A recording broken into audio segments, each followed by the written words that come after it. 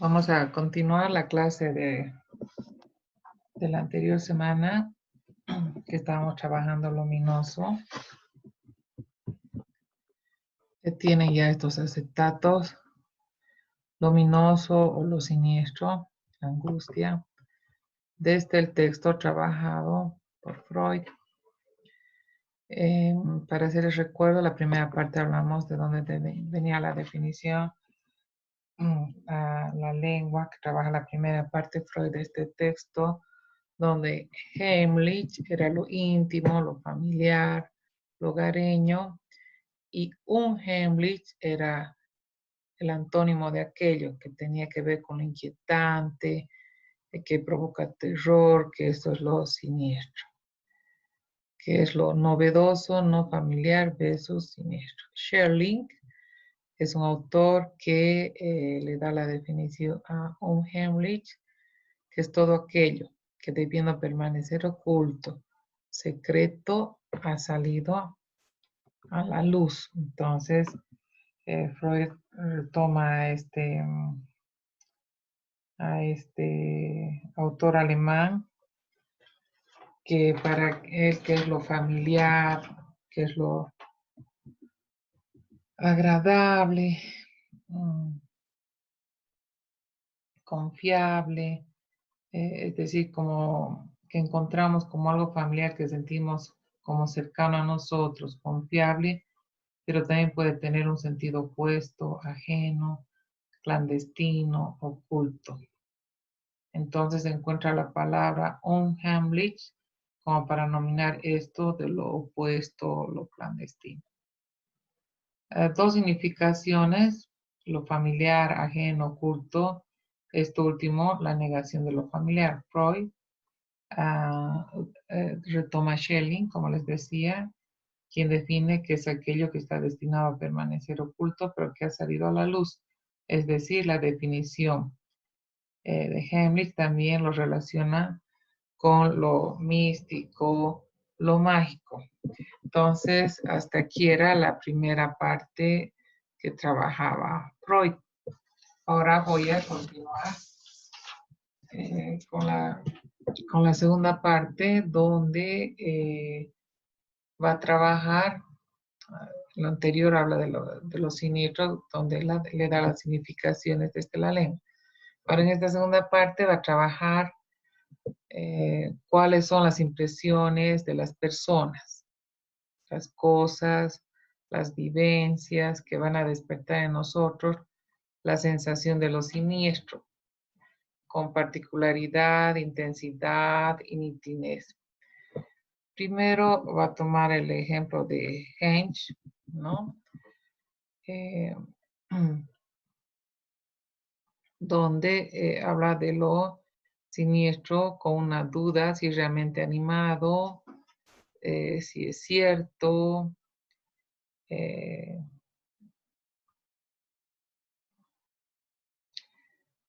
o por lo inverso, no podría tener alma, si es una cosa inerte, si este efecto un Heimlich que despiertan las muñecas, por ejemplo, de cera, a ciertas cosas de aspecto humanoide. Aquí tenemos.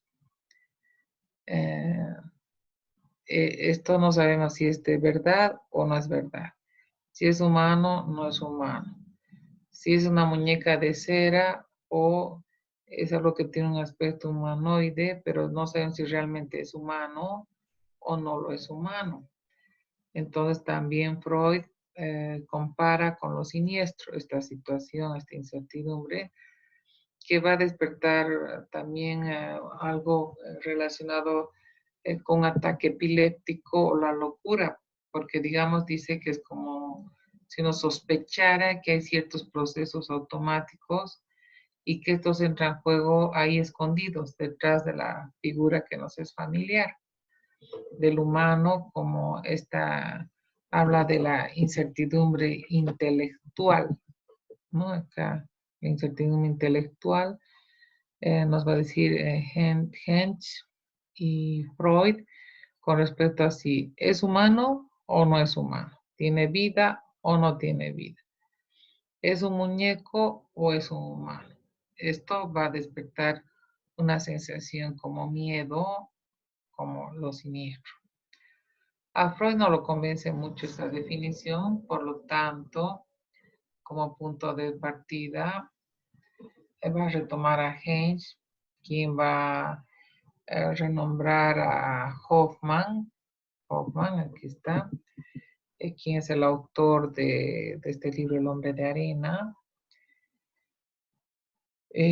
donde dice que este escritor produce un efecto de lo siniestro en esta obra. Bien, entonces Freud toma este punto de partida de Heinz, que habla del origen de la sensación de lo siniestro, que tiene que ver con esta sensación de la incertidumbre intelectual, de si algo está vivo o no está vivo, de si algo es animado o no es animado, si existe o no existe. Entonces va a analizar este cuento de Hoffman, del hombre de arena. No vamos a relatar mucho de qué se trata este cuento. Lean el texto, es cortito, Freud lo trabaja muy bien. Y dirá que si bien Hoffman en el cuento produce la incertidumbre de si existe el hombre de arena o no, o si es una fantasía del niño, o si realmente sucedió o no, como verán, es un juego eh, de estas verdades y no verdades, ¿no? Todo el tiempo con eso que de repente aparece el hombre de arena, hace cosas terribles, pero no sabes si era un delirio del personaje principal o si sucedió o no. Todo ese juego produce sensación de lo ominoso. Al final de todo, dirá Freud, de que sí queda claro que el hombre de arena existe y que sí existe este hombre de arena, pero que además era un hombre escondido en el abogado Copeilus y también el que vendía los anteojos Coppola, se llamaba, ¿no? Hay confirmación que esa historia era verdadera y sin embargo no deja de producir el efecto de lo siniestro. También habla de la muñeca Olimpia, ¿no? De esta muñeca Olimpia, donde si bien es un personaje semisecundario del cuento del hombre de arena, dice que era una muñeca, ¿no? Que al principio el personaje principal la observaba con binoculares desde muy lejos y le parecía muy bonita, la veía bonita y pensaba que estaba viva, pero en realidad era un muñeco, ¿no? Lo que dirá Freud es que lo ominoso del cuento es que la parte de la muñeca Olimpia es siniestra, pero no es el foco principal de lo que causa el efecto siniestro del cuento, sino que si bien la incertidumbre intelectual está en juego, ¿no? Estamos hablando de la incertidumbre intelectual, pero tampoco es lo principal, porque al final de todo el cuento se confirma y deja de estar esa incertidumbre, el efecto de lo siniestro. Entonces no aparece entonces Freud poner foco en algo que causa mucha angustia en los niños. Entonces se va a ir a la angustia en el niño, esto de perder los ojos, que tiene que ver con la angustia infantil, la castración. Dirá Freud que pone el foco en algo que causa mucha angustia en los niños y que pervive en los adultos que leen este cuento, que tiene que ver con la angustia, con el hecho de que la pérdida de los ojos, que te saquen los ojos, de lo que haría el hombre de arena al niño. Y Freud va a decir que esta angustia por la pérdida de los ojos está relacionada con el complejo infantil de la angustia de castración, ¿no? Entonces el hombre de arena, la pérdida de los ojos, castración. Entonces la reactivación de la angustia de castración a partir de un suceso ocurrido en la edad adulta, encuentro con el vendedor, ¿no? Según cuento. También esto nos remite a la historia de Edipo, ¿no? Cuando Edipo también se saca sus ojos, ¿no? Cuando se entera que se acuesta con su madre y asesina al padre. Entonces ya Freud relacionaba en esa época la pérdida de los ojos con la castración. Esto tiene un sentido en el cuento de Hoffmann. Si reemplazamos la figura del hombre de arena por el padre temido, de quien se espera la castración, es decir, el hombre de arena, sería como una figuración literaria de esa fantasía infantil, de este padre temido que vendría a castrar al niño por portarse mal, ¿no?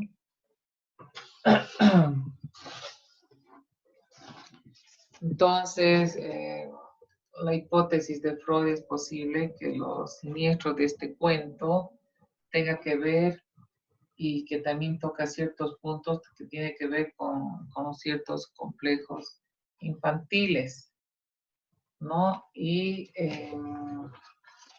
lo siniestro, él se pregunta si tiene que ver con todo lo infantil. Bueno, entonces Freud se propone analizar un nuevo cuento de Hoffmann para ver si los elementos siniestros se encuentran también y que van a provenir de lo infantil. Entonces Freud va a encontrar la presencia de los dobles, va, va a ver los dobles de la ficción, el animismo que tiene que ver con la cultura, como el niño piensa, por ejemplo, en la muerte del padre y si realmente él muere, se siente culpable. Esto vamos a ir viendo eh, respecto del animismo también a la cultura, a su principio, y esto de la repetición del igual y cuál es el papel de la represión, ¿no?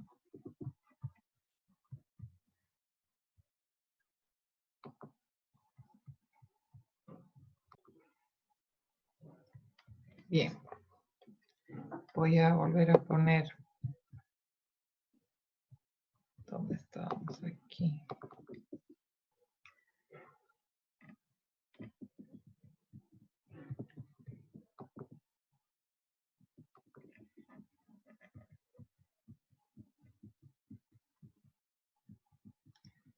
Estamos con los complejos infantiles que se preguntaba Freud.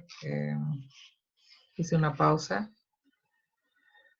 Entonces Freud decía, se propone analizar un nuevo cuento de Hoffmann para ver si los elementos siniestros que encuentra en él también van a provenir de lo infantil.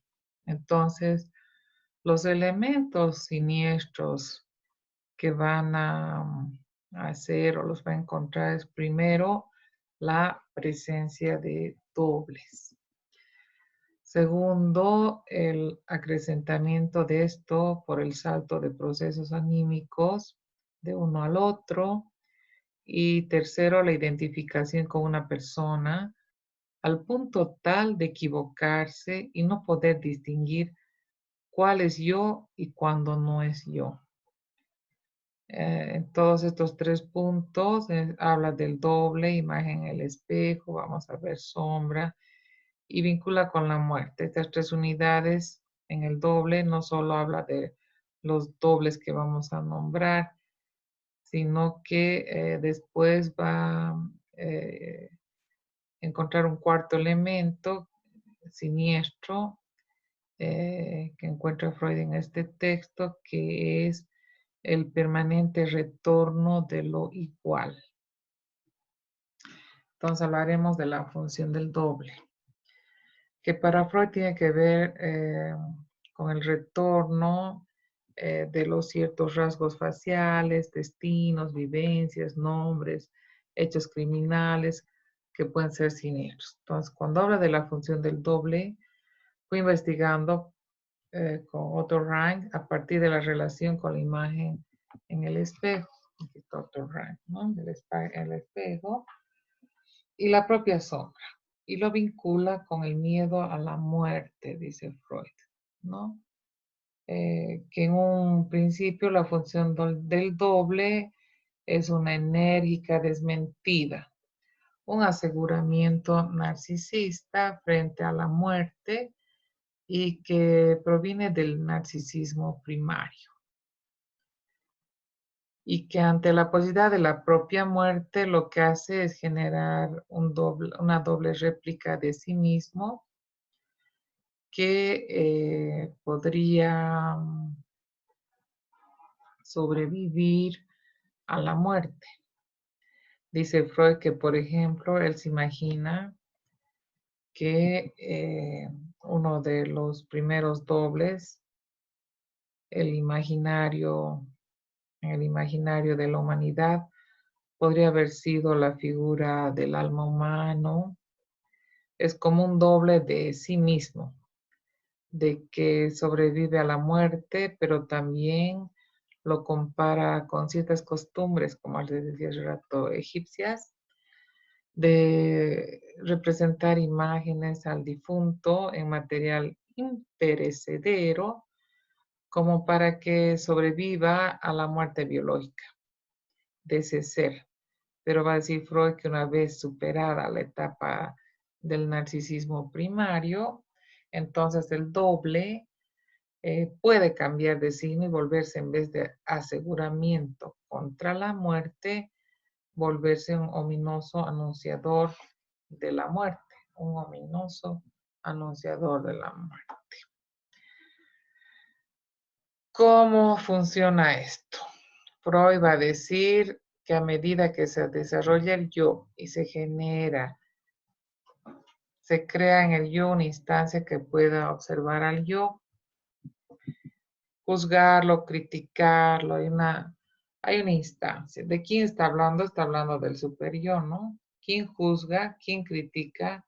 Y se vuelve como una conciencia moral, obviamente, está hablando del superior, no lo va a decir directamente, pero está hablando de él. Es decir, que cuando se crea dentro del aparato psíquico el superior que juzga al yo, entonces la figura del doble va a poder ser llenada de un nuevo contenido, dice Freud. Es decir, el yo, para defenderse de la crítica del superior, va a tomar las cosas que tienen que ver con el narcisismo primario. Superado, es decir, tendría que haber sido superado con aquello que va a decir haber sido superado, y en vez de ante la figura observatoria del superior que le observa, que le critica, el yo se va a defender de esto y va a decir, esto no es mío, en realidad, y lo va a proyectar sobre ese doble. Es decir, pone sobre el doble aquellas cosas que pertenecen al narcisismo primario, que supuestamente ya superado. También dice Freud que va a proyectar deseos que no se pudieron cumplir por circunstancias externas o deseos que voluntariamente uno sofocó. Pero Freud no le termina de cerrar esta idea. Dice que incluso esto no termina de explicar porque el grado de ominosidad, de efecto siniestro que tiene el doble, ni tampoco, o sea, esto no es suficiente para Freud, ¿no?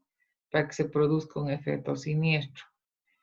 Pero más adelante él se va a contradecir. O sea, él hasta aquí, eso dice él, pero más adelante en la segunda parte de la angustia va a decir otra cosa, se va a contradecir.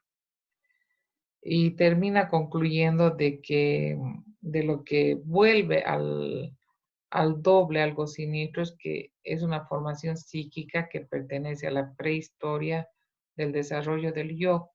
Es decir, es algo primitivo, es una formación primitiva.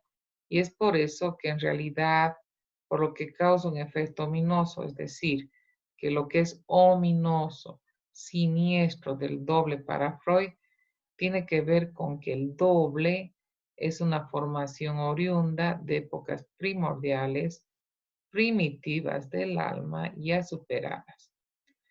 Entonces va a decir Freud que a partir del paradigma del motivo del doble es fácil entender cuáles son las perturbaciones del yo que utiliza Hoffman para mostrar esto de las sensaciones en los siniestros.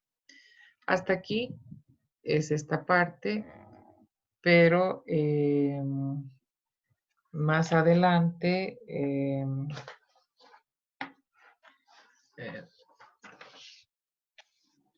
vamos a ver también esto de los dobles de la ficción, donde él dice que, les decía que cuando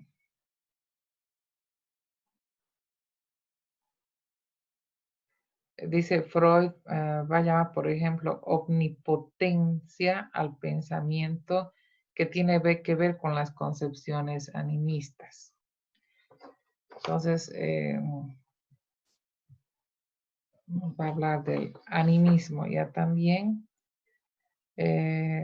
donde, como va a utilizar los ejemplos estos de Hoffman, Freud va a llamar, por ejemplo, omnipotencia del pensamiento a todo esto que tiene que ver con las concepciones animistas, es decir, de la sobreestimación narcisista de los propios anímicos. Por ejemplo, muy frecuente en la fantasía del niño es, a pesar que ellos piensan una cosa, eso piensan que tiene un efecto en el mundo exterior. Por ejemplo, está muy vinculado con el deseo de muerte al padre, por ejemplo. El ejemplo de Edipo, de Freud, que si efectivamente este papá se llegase a morir, ocurriera realmente esto, el niño se va a sentir culpable, porque va a pensar que es su culpa, porque conecta su deseo en sus procesos anímicos con lo que efectivamente sucedió en la realidad. Que algo parecido también pasa en el desarrollo primitivo de cada individuo, de cada ser humano en su niñez, donde hay el pensamiento animista, pero también ocurre en la humanidad en sí misma, en sus etapas más primitivas, más tempranas, también tenía sus concepciones animistas. Por ejemplo, al hacer rituales o conjuros para que llueva, esta sobreestimación narcisista de los propios procesos anímicos que tienen que ver con la esfera exterior, a lo que le pueda pasar al otro. Freud dice que lo siniestro tiene que ver con estas cosas que tocan estas creencias animistas ya superadas. Por otro lado, también está hablando del pensamiento del retorno de lo igual.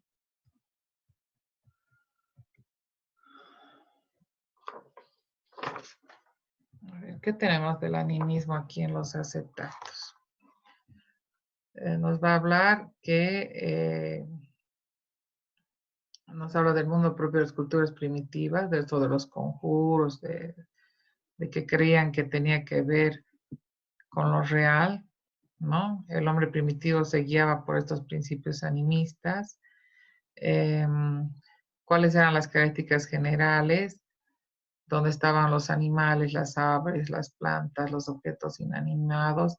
Ellos creían que poseían espíritus, poderes, creían que podían continuar después de la muerte, ¿no? Que podían interactuar con los espíritus, que el alma abandonaba el cuerpo, ¿no? durante los sueños. Ahí se habla de los trances en los chamanes, en los brujos, todo esto. Entonces, el pensamiento animista en Piaget, por ejemplo, Piaget habla de que es un rasgo del periodo preoperatorio del desarrollo de la inteligencia, que se va a caracterizar por el hecho de que los niños atribuyen a las cosas, la luna, las nubes, una conciencia o intencionalidad. Ya de los 4 a los 6 años, el niño se toma como modelo para interpretar todo cuanto existe en su alrededor y considera los objetos como dotados de vida. Entonces, él cree que tiene un efecto en lo real, como les daba el ejemplo del deseo de la muerte del padre, que si ocurre realmente, él se va a sentir culpable, ¿no? Ah, esto está en el texto. Aquí hay algunos ejemplos de situaciones de la vida real que pueden despertar el sentimiento de lo siniestro. Esto de los presentimientos, el de Bayou, el mal de ojo, todas esas cosas que tienen que ver con los mitos de la cultura, ¿no? Y esto de la repetición del igual. Esto de, por otro lado, hablar del permanente retorno de lo igual en el texto de Freud. ¿Quién va a decir que el efecto siniestro que produce eso no sabe si se puede hablar igual anécdota divertida en un foro desconocido? Esto del retorno del igual, cuenta una anécdota Freud que él no sabe si esto ocurre en todo ser humano, si registramos nosotros, pero él habla de una anécdota muy divertida que le ocurre en un pueblo desconocido para él en Italia, donde él cuenta que va caminando por una calle vacía y de repente entra en un barrio donde habían dos mujeres pintarrajeadas, dirá él.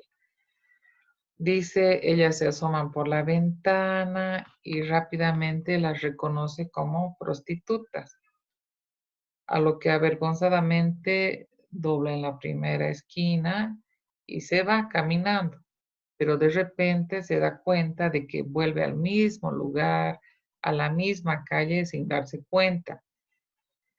Y se da cuenta también de que empieza a llamar la atención de las prostitutas y apuradamente se vuelve a ir.